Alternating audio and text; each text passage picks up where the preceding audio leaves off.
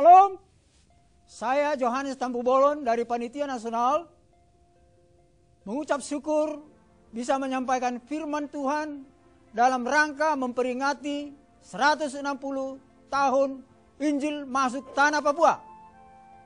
Saya akan membawa tema visi dan strategi transformasi Indonesia dan dunia baru.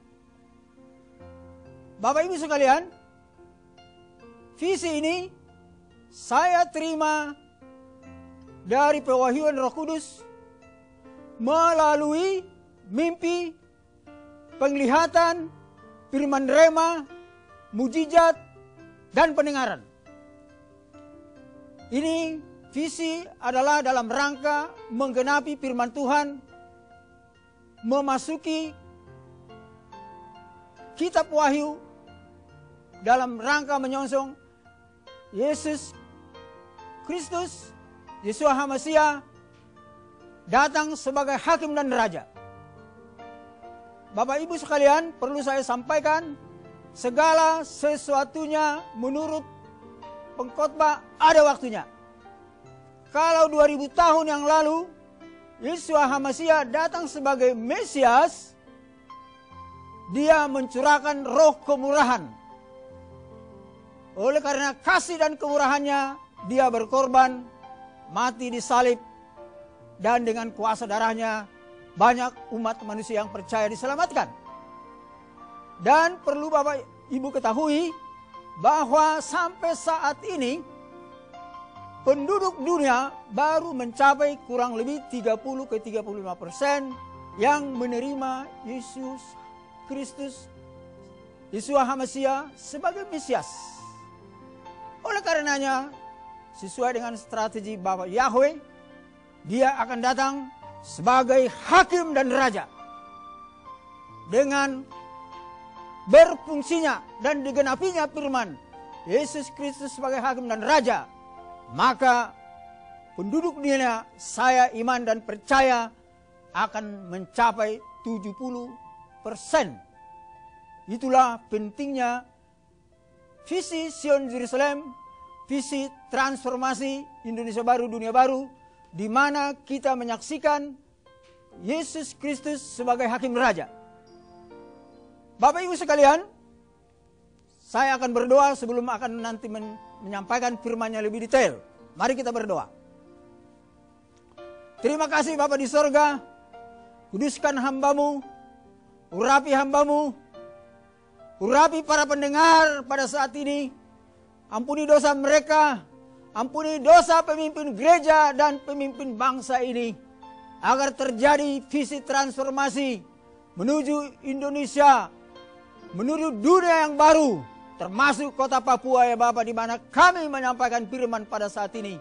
Kami rindu ya Tuhan, Papua dimenangkan, terjadi transformasi dalam semua dimensi, dimensi rohani, dimensi jiwani, dimensi budaya, dimensi politik, bahkan dimensi ekonomi ya Bapak. Itu yang dinamakan transformasi. Kami rindu melihat kota Papua, Indonesia, bahkan dunia baru ini ya Tuhan, di mana Tuhan kami saksikan dan kami imani bertindak sebagai hakim dan raja dalam rangka memulihkan dunia baru ya Tuhan, memasuki kerajaan 1000 tahun damai, Wahyu 20. Bapak Ibu sekalian, sebelum kami sampaikan firman lebih lanjut, mari kita dengarkan pujian.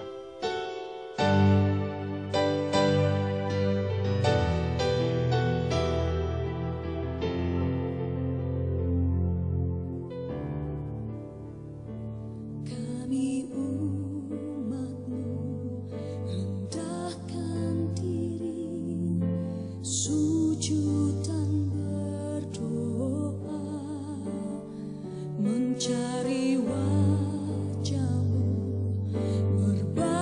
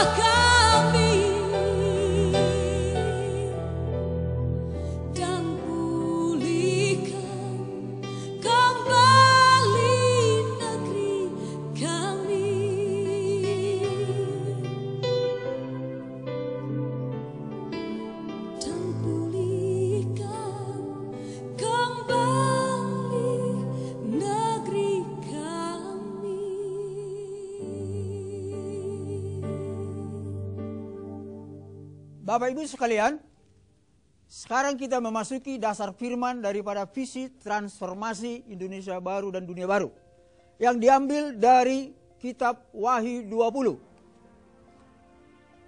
Ada 3 poin dari pembacaan kitab Wahyu ini. Pertama adalah kita mengimani bahwa Yesus Kristus saat ini telah datang sebagai hakim dan raja. Itu adalah kunci untuk terjadinya transformasi. Dan itu adalah juga sebagai waktunya Tuhan.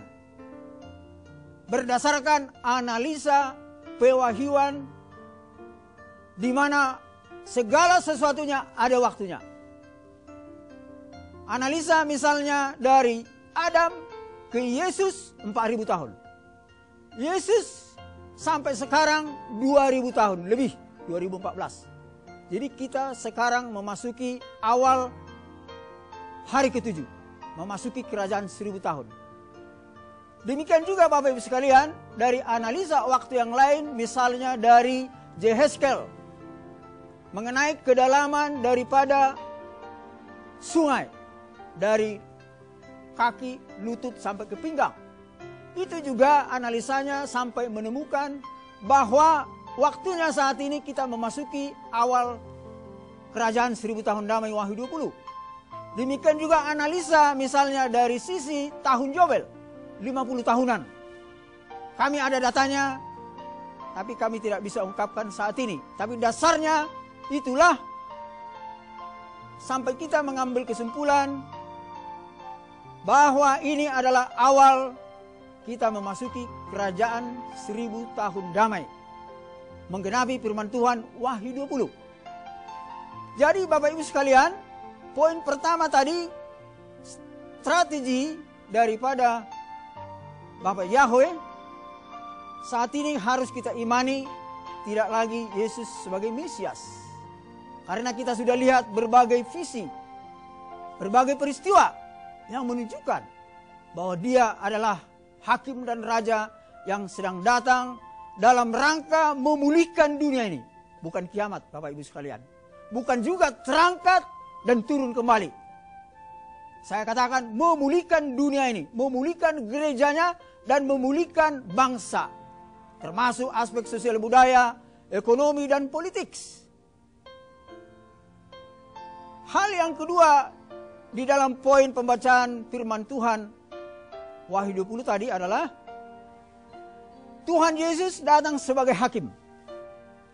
Sebagai hakim dia akan melakukan fungsinya mengikat kuasa iblis, kuasa dewa-dewa ular, dewa naga, nabi-nabi palsu, guru palsu yang telah menyesatkan dunia ini. Di mana banyak tersesat, kemiskinan, kebodohan, bahkan pertikaian, peperangan, tidak ada perebutan kekuasaan di bumi ini. Itulah tanda-tanda akhir zaman yang sedang kita alami. Tapi sebagai orang beriman dan yang sudah diperlengkapi, kami percaya bahwa Yesus Tuhan adalah hakim dan raja yang selalu berkemenangan. Yang ketiga Bapak Ibu sekalian, setelah Tuhan melakukan fungsi pertama dan kedua, dan ketiga adalah hal yang sangat penting sebagai strategi Bapak Yahweh mentransformasi gereja dan dunia ini adalah membangkitkan. Tuhan memilih membangkitkan pemimpin rohani dengan 5 jawatan, bukan hanya 3 jawatan. Gereja sekarang ini perlu diperbaharui doktrinnya, karena mereka hanya percaya 3 jawatan. Sebenarnya kitab Wahyu difungsikan dan digenapi bila 5 jawatan itu berfungsi. Penginjil berfungsi, pengajar berfungsi, gembala berfungsi, rasul berfungsi, dan nabi juga berfungsi. Di sini 5 jawatan sehingga sempurnalah kuasa Roh Kudus itu bekerja dengan karunia-karunia yang di Korintus 12 Bahkan di Efesus 4 dikatakan, jabatan-jabatan para rasul dan nabi itu memperlengkapi orang kudus. Ini kunci rahasia Bapak Ibu sekalian untuk memasuki transformasi di tengah-tengah gereja sebagai dasar dan kunci daripada kerajaan Bapak Yahweh di gereja dan akan berperanan di luar gereja, dimensi budaya, ekonomi, dan politik. Maka Bapak Ibu sekalian, kita harus membangkitkan iman kita. Karena kalau kita tidak beriman, kita akan bermasalah. Gereja kita akan berputar-putar dan tidak terjadi terobosan transformasi itu. Karena ini adalah strategi dari Bapak Yahweh. Karena karunia-karunia yang sedang dibangkitkan yang terakhir ini para rasul dan nabi adalah suatu jawatan yang penuh kuasa, otoritas dalam rangka mengikat kuasa iblis yang menyesatkan dunia ini. Di mana telah terjadi krisis multidimensi, krisis ekonomi, krisis finansial, krisis iman, dan lain sebagainya. Dan Tuhan menegur dengan krisis ini adalah teguran Tuhan. Agar berbalik dari jalan-jalan yang jahat dan kembali kepada prinsip firman. Moral etika di dalam kehidupan bermasyarakat dan berbangsa. Saya pernah menerima rahasia pewahyuan agar dunia yang sedang tersesat ini kembali kepada iman yang benar, moral dan etika yang benar di dalam kehidupan bermasyarakat, bahkan berbangsa, saudara-saudara. Tidak cukup hanya bergereja, tidak cukup hanya bermasyarakat, tapi juga berbangsa. Karena Tuhan kita di dalam memasuki kitab Wahyu itu adalah Dia datang sebagai hakim dan raja. Pemerintahannya besar. Tidak hanya memulihkan pribadi, keluarga, gereja, suku bangsa, kota, bahkan bangsa-bangsa. Alangkah besarnya kuasa Tuhan dan rencana Tuhan. Sehingga kita mencapai arah daripada transformasi itu adalah 4 hal. Ada kebenaran di dunia ini. Ada keadilan di dunia ini.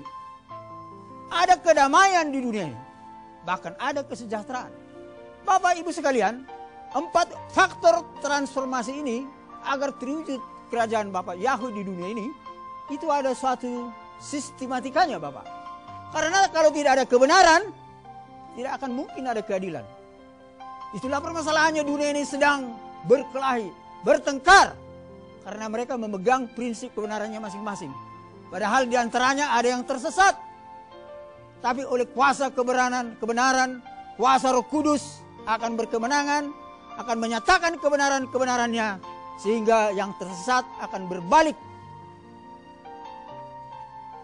Kemudian Bapak Ibu sekalian, bahwa kita tahu bahwa sejarah transformasi juga dimulai daripada orang-orang yang visioner. Itu terjadi ketika Rasul Paulus ke Eropa, terjadi transformasi di sana. Jadi transformasi harus dimulai dari hal yang rohani, masuk kepada yang budaya, jiwani, ekonomi dan politik. Itu jiwani semua itu Bapak Ibu sekalian. Itulah transformasi. Dimulai daripada revolusi mental yang dasarnya adalah rohani, masuk kepada budaya, ekonomi dan politik, pada pemerintahan.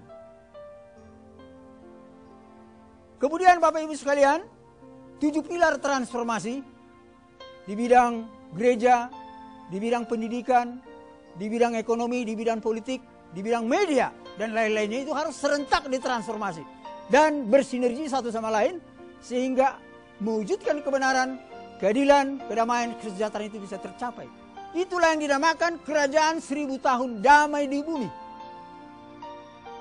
Kerajaan 1000 tahun damai di bumi seperti pernah kita alami pada perjanjian lama, di mana Daud sebagai hakim dan raja memerintah di Yerusalem. Penuh madu dan susu. Mereka berkuasa sampai Israel raya. Itu Bapak Ibu sekalian. Inilah sebenarnya yang dikehendaki Tuhan pada zaman ini. Jadi belum kiamat, belum terangkat ke sorga, harus ada perubahan paradigma pengetahuan ini dari para teolog-teolog. Saya sebagai hamba Tuhan yang dapat pewahyuan, inilah kesempatan yang baik untuk saya sampaikan agar umat kita tidak tersesat, yang selalu berpikir kiamat, Bumi ini tidak perlu.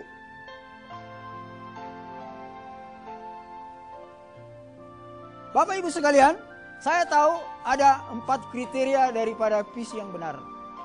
Bahwa visi itu harus sesuai dengan firman Tuhan. Visi itu harus diberikan kepada hamba Tuhan.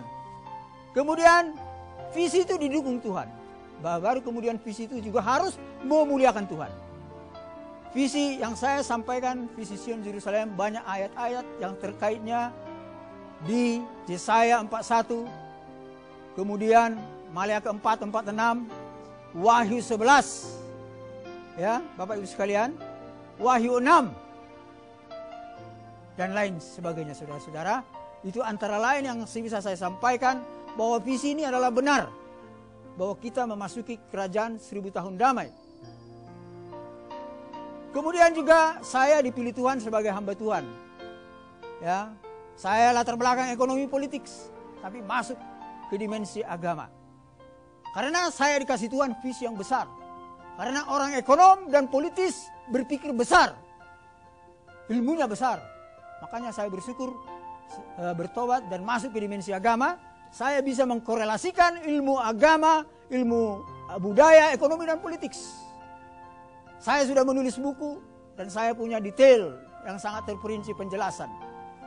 Demikian juga Bapak Ibu sekalian, bahwa sebagai kesimpulan, karena waktu yang terbatas, di sini harus saya sampaikan untuk terwujudnya transformasi Indonesia baru dan dunia baru, tetap rencana Tuhan harus kita pulihkan iman. Ada pembaruan moral dan etika di dalam kehidupan bermasyarakat dan berbangsa. Bahkan lebih daripada itu, kita harus percaya 5 jawatan karunia. Jangan sampai dikatakan pelayanan Rasul Nabi tidak ada lagi. Ini permasalahan daripada gereja. Biar saya berdoa pada saat ini agar para teolog, para hamba Tuhan mulai berubah. Karena tanpa perubahan tidak akan terjadi transformasi. Terjadi dari pola pikir, Roma 12. Pengetahuan firman dan doktrin, itu sangat penting. Karena doktrin dasarnya adalah firman Tuhan yang diwahyukan. Dan inilah saya dapat wahyu, makanya kitab Wahyu digenapi 5 jawatan berfungsi. Dan ini adalah strategi Bapak Yahweh menyelamatkan gereja dan bangsa. Ada 2 dimensi. Menyelamatkan gereja dan bangsa, di mana Tuhan Yesus Kristus kita imani bertindak dan berfungsi sebagai hakim dan raja. Dan sebagai raja, dia tentu lebih cenderung membangun. Roh Kudus yang membangun, mengurapi, membangun firman-Nya, kuasanya. Tapi kalau dia datang sebagai hakim, dia buka meterai-meterai, Wahyu 60, dan terjadi penghakiman-penghakiman. Dan itulah yang terjadi dengan gempa, banjir. Dan itu sudah terjadi di Indonesia. Itulah sebabnya kita sadari bahwa penggenapan firman Tuhan Yesaya 41, Yesus Kristus pada akhir zaman datang dari timur. Pintu timur sedang dibuka. Indonesia adalah timur. Kita syukuri. Karena saya sebagai hamba Tuhan yang mendapat nubuatan rahasia itu adalah pewahyuan. Nubuatan digenapi. Kitab Wahyu digenapi. Saya bersyukur berketepatan bernama Yohanes. Kalau yang bernama Yohanes yang pertama menyaksikan Yesus sebagai Mesias. Jadi nama saya tidak sia-sia. Saya sekarang sedang menyaksikan Yesus yang datang sebagai hakim raja. Saya melihat karakter Tuhan Yesus yang perkasa, yang bisa menyelamatkan dan memulihkan dan transformasi. Karena saya pernah bermimpi melawan binatang berkepala singa. Tiba-tiba saya angkat pedang tangan dan dikasih Tuhan pedang dan memotong kepala binatang itu. Inilah suatu kemenangan melawan roh antikris, nabi palsu, guru palsu. Tuhan beri kuasa, otoritas sebagai hamba Allah. Diperintah dan digerakkan oleh Bapak Yahweh, Yesus HaMashiach, pengurapan Roh Kudus, diberikan kuasa itu. Makanya saya termasuk pendoa syafaat. Makanya nanti di Papua, saya berharap strategi transformasi di Papua dimulai dari peperangan rohani. Karena kita melawan penguasa-penguasa di udara, Efesus 6. Baru terjadi transformasi, pengurapan kepemimpinan yang bisa mentransformasi. Itu strateginya, itu harapan saya. Dan kalau salah strategi, bisa juga salah mencapai sasaran program kita, Bapak Ibu sekalian. Mudah-mudahan dengan firman yang saya sampaikan ini, para pendengar di Papua, di Indonesia, bahkan di dunia, karena visi ini Indonesia baru dan dunia baru. Walaupun saya sampaikan visi ini di Papua, tetapi bisa berdampak ke Indonesia baru, bahkan ke dunia baru. Karena rencana Bapak kita besar, tinggi dan mulia. Dia penuh hikmat dan kuasa, penuh urapan dan keperkasaan. Saya menyaksikan Roh Kudus yang perkasa, tidak hanya yang lemah lembut, Bapak Ibu sekalian. Saya pernah dibangunkan Tuhan, 3 kali dibangunkan, dipanggil berdoa syafaat dan saya berdoa syafaat, terjadi gempa dan banjir. Tapi di tempat-tempat terjadinya gempa dan banjir, kuasa-kuasa berhala dipatahkan. Itu yang saya syukuri. Tadinya saya tidak percaya, tapi karena dikatakan di tempat-tempat berhala terjadinya gempa dan banjir, kuasa iblis dirobohkan. Dan itulah kunci rahasia transformasi. Bapak Ibu sekalian, saya kira kesimpulan saya bisa sudah katakan. Karena waktu, mari kita berdoa. Terima kasih Bapak di sorga. Hamba-Mu sudah menyampaikan firman, visi dan strategi Indonesia baru dan dunia baru. Yang pada saat ini hamba-Mu di tengah-tengah Papua di dalam memperingati Injil 160 tahun ya Bapak. Maha besar, maha kuasa Engkau ya Tuhan. Kami tahu di Papua ini masih banyak masalah. Walaupun Injil sudah 160 tahun disampaikan, tapi masih banyak kemiskinan dan kebodohan.